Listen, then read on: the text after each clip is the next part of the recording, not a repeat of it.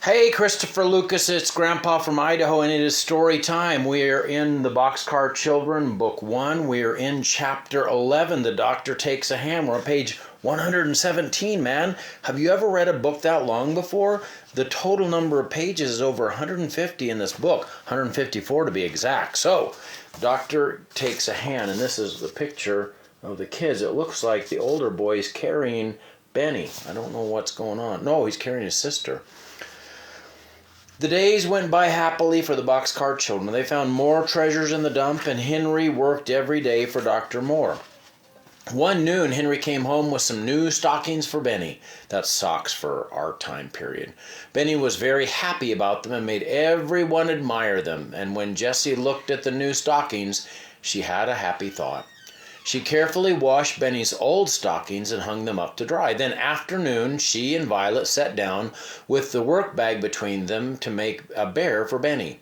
"You must make a tail too," Jessie begged Benny, watching her put on the arms and the legs. "Bears don't have tails," said Jessie. "Your old bear didn't have a tail." "But this bear must have a tail," replied Benny, knowing that Jessie would put on two tails if he asked her to. "What kind of tail?" asked Jessie at last. "Long and thin," said Benny happily, "so I can pull it." "Benny!" cried Jessie, laughing. But she made a tail, long and thin, just as Benny had ordered. "What's his name, Jessie?" asked Benny, when at last the bear was handed over to him. "I haven't thought about a name," replied Jessie. "Why don't you think up a nice name for him?"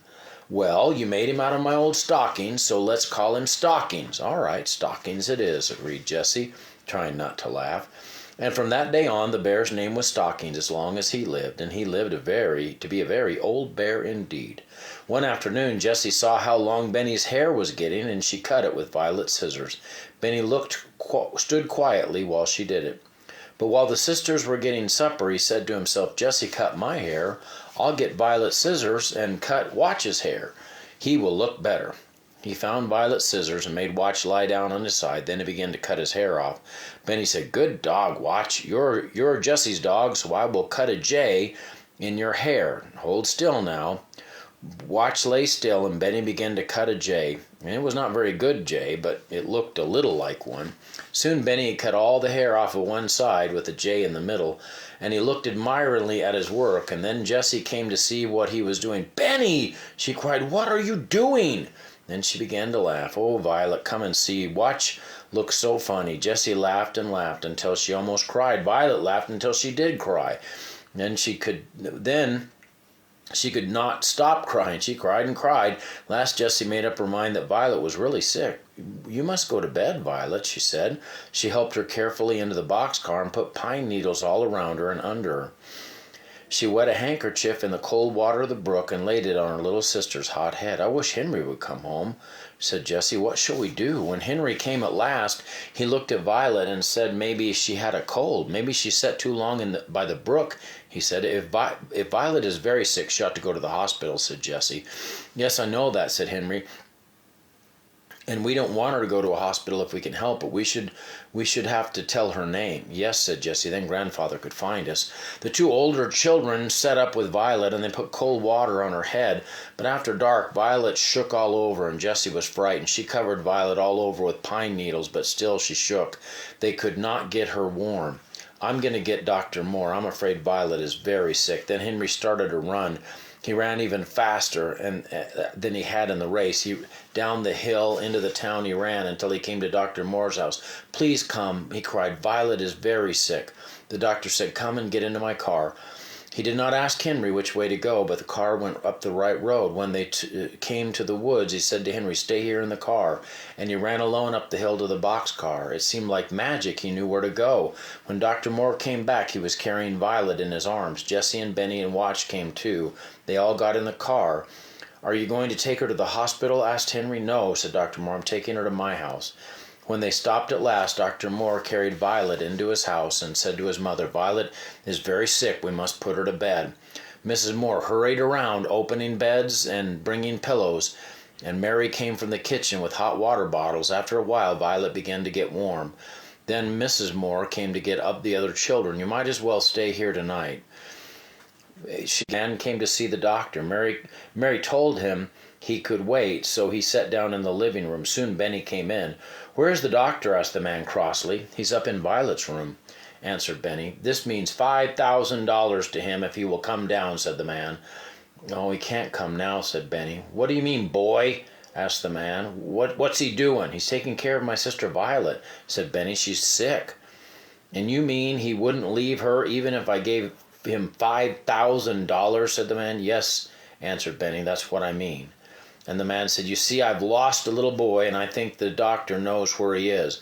My little boy is just about as old as you are." "Well, if you don't find him, maybe you can have me," remarked Benny. "I like you." "You do?" cried the man. "Come and get in my lap." Benny climbed into the man's lap. "Have you got a dog?" he asked. "No," said the man. "He's dead now. But you can see him in my watch. Here it is." Benny looked at the dog.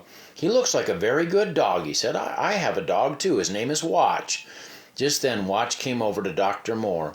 "Good morning," said Dr. Moore. "Benny, you can go and play with Watch." Benny ran out, and the man said, "Dr. Moore, where are my grandchildren?" "That little boy's one of them," said Dr. Moore quietly. "That beautiful little boy?" said the man. "Yes," said Dr. Moore. "They're all good children. But they're afraid of you. They're afraid you will find them." "How do you know that?" asked the man. "They've changed their names," said Doctor. He looked at the man in an unusual way. "The big boy changed his name on field day. You saw him then." "I saw him. What did he change his name to?" "Henry James," said the doctor. "The running boy? The boy who won the free-for-all? I like that boy. So I'm his grandfather?" "Well, let's read a little bit more." This is called James Henry and Henry James. Looks like grandpa and grandson are going to meet each other. Maybe he's not as bad as they think he is. Let's find out. Dr. Moore went to get his mother. "Mother," he said, "this is Mr. James Henry Alden. He wants to take his grandchildren to live with him." "I'm afraid they won't want to go with you," said Mrs. Moore, "until they learn to like you. They won't want to go while Violet is sick." "Can't I see them?" begged Mr. Alden.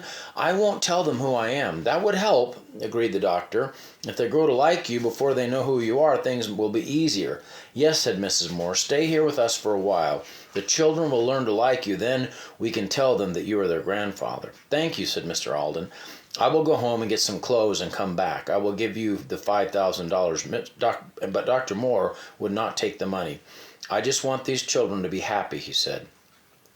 When Mary learned that she was to cook for dinner, Mr. Alden saw all his grandchildren but Violet. He smiled with delight. Then he saw Jessie come into the room in her quiet way. "Children," said Mrs. Moore, "this is Mr. Henry." Benny laughed. "Henry and Mr. Henry," he remarked. "That's funny." Henry shook hands with Mr. Alden before he sat down at the table. "Where have I seen that man before?" he thought. The children liked to hear Mr. Henry talk. He told them about a big cucumber in his garden. The cucumber was growing inside a bottle and he couldn't get it out. "Why not?" asked Benny. "It's too big," said Mr. Alden. "How did it get in?" asked Benny. "Well, it was a little cucumber when it went in," said Mr. Alden. "A cucumber will grow just the same in a bottle as it would grow. It will grow so big you can't get it out."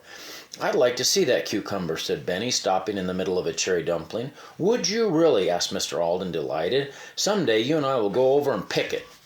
We can bring it to Violet," said Benny. "Yes, we'll bring it to Violet," agreed Mr. Alden. Henry thought again. "Where have I seen that man before? I wish I could remember." He could not remember, but he liked Mr. Alden very much. All the children liked him because he was kind to them. At last, one day, Mr. Alden could see Violet and went softly into a room with some beautiful flowers from his garden. The children loved him when he patted Violet's dark head and told her that he was sorry she had been sick. He told her, too, about his garden, where the flowers came from. "I'd like to see your garden," said Violet. "I love flowers." "How long are you going to stay, Mr. Henry?" asked Benny. "Shh, Benny," said Jessie. "I want to stay here as long as I can, my boy," said Mr. Alden quietly. Henry looked at the man again. He knew that he heard him say "my boy" before. Now where was it? He could not remember. After dinner, Mr. Alden sat under a tree reading. Henry was working in the flower garden in front of the house. He looked at Mr. Alden again and again. Suddenly it came to him as the man smiled over his book. "It's the same man who gave me the $25 prize and a silver cup," he said to himself. "I didn't remember him at first because I was so excited he shook hands with me. And he took another look and said again, "It's the very same man." Henry sat thinking for a while at Greenfield. He did not look at Henry while he was saying it. Poor Henry was so surprised he almost fell over. That kind man was his grandfather. He went out and sat on the steps to think it over. To begin with, this man was too young. Henry had thought of his grandfather as being an old man with white hair, I guess like me. And Mrs. Moore had called him Mr. Henry. Could it be that the man knew he was their grandchildren and hadn't told them? And he saw that Mr. Alden was getting out of his chair under the tree. It's now or never, thought Henry, I have to know. He walked eagerly after the man who was going toward the garden with his back to Henry.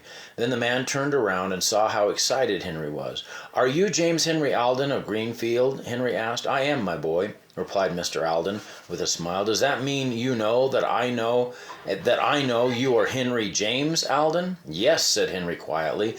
Then James Henry Alden shook hands with Henry James Alden. Jessie and Benny came across the grass just in time to hear Henry say, "But grandfather, grandfather," cried Jessie, "what do you mean, Henry?" "Yes, Jessie," said Henry eagerly. "He's the man we have been running away from all this time." "I thought you were old," said Benny, "and cross." Jessie said so. "I didn't know, Benny," said Jessie. Her face was red to think of running away from this kind man. But her grandfather did not seem to mind. He patted her on the head and said, "Let's go up and see Violet." There's no stopping Benny. He hurried into Violet's room, holding Mr. Alden by the hand, shouting, "It's grandfather, Violet! He isn't cross after all." "What do you mean?" asked Violet. "Isn't he Mr. Henry?" "My name is James Henry Alden," replied his grandfather. "And my name is Henry James Alden," cried Henry. "Well, well," said Dr. Moore. Violet held on to her grandfather's hand and listened to the rest talking excitedly. "Where have you been living?" asked Mr. Alden at last. They all looked at each other, even Dr. Moore and his mother. Then they all laughed as if they would never stop. You just ought to see," said Dr. Moore. "Wait," cried the children at once. "You never saw it in the daytime." It's that so," laughed the doctor. "I have seen it many times in the daytime." "Seen what?" asked Dr. Alden. "Our house," said Jessie. "We've been living in a boxcar in the woods." And then they all began to tell him about the dump and the dishes and the brook and the swimming pool. "They have 4 beds of pine needles in the car." "How do you know?" asked Jessie. "Well," said Dr. Moore, "the first day Henry worked for me, I walked after him as far as the hill." "Why did you do that, Mr. Alden?" "I liked him, and I saw he was a fine boy, and I wanted to see where he lived." "But you can't see the boxcar from the hill," said Jessie. "No, but I came back that night, and I looked around," said Dr. Moore. "About 10 o'clock?" cried Jessie. "Yes," said the doctor. "I stepped on a stick, and you heard me." "A rabbit!" cried Jessie and Henry, "and Watch barked." "Yes, I heard the dog bark, so I knew you were in the boxcar. Then I went home." "But you came back?" asked Jessie. "Oh, yes. You were picking cherries, and I went up to see your house. I wanted to see if you had enough to eat and enough dishes." "Why didn't you tell me?" asked Miss. "I have seen your house too," said Mrs. Moore. I went up one day and saw all of your dishes. I liked your big picture and teapot." "All of you have seen it but me?" said Mr. Alden. "We'll show it to you," cried Benny. "I'll show you my cart made out of wheels and my pink cup." "Good for you, Benny," said his grandfather, much pleased. "When Violet gets well, we'll go up there. If you will show me your house, I'll show you my house." "Do you have a house?" asked Benny in surprise. "Yes. You can't live there with me if you can live with me there if you like it. I've been looking for you children for a long time." Violet was soon well again, and one afternoon they all started out to see the boxcar. The doctor took them in his car. Many people looked out their windows to watch Mr. Alden and his grandchildren. They were glad the children had found such a kind grandfather at last.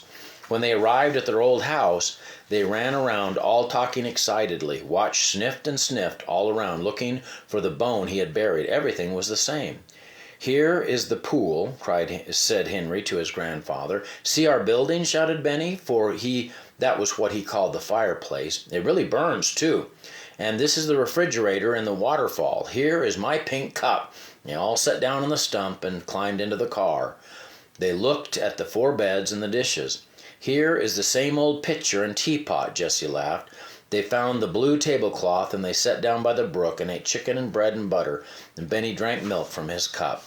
"Come, we ought to go now," said Dr. Moore at last. "The sun is getting down, and I don't want Violet to take any more cold." They closed the boxcar door and said good-bye. But they were all sorry to go. "Tomorrow," said Mr. Alden, "will you all come and see my house?" "Oh, yes," cried the children happily. They did not know what a beautiful house it was and what good times they were going to have. So 13 is a new home for the boxcar. So we'll have to check that out to see what happens. So stay tuned for coming attractions. Hey, let's pray. Mighty Father God,